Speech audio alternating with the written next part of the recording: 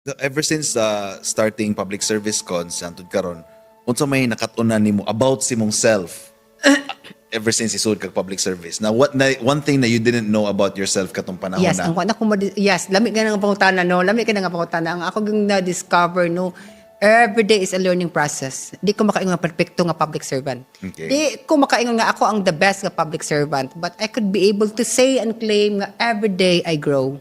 Every day para nako na ay mga butang-butang nga karon ako ma-discover. Like for example, although I have a background sa medical field, katong mga leptospirosis, ang ako manggong punto is ay mao din siya ang gamit ani kinahanglan gyud urgency. Number 1. Sa public service, number 2, ang imong sincerity. Ang imong sinseridad nga mo serbisyo ka. Dili kwarta-kwarta tanan. Ang akong punto is mo effort ka, mapakita ka usa ka sityo, ila kang ihag, ma-feel mo gud ani mo Joey.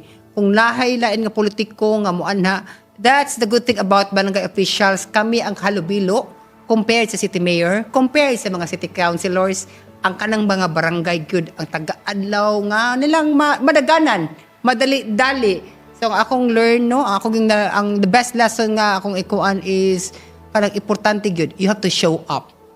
Show up even if people don't like you. Show up even if you have no enough resources. You have to show up. Kay kabaw kang ma-feel sa katawhan ang imong presensya, that would be enough. Nga mo empathize ka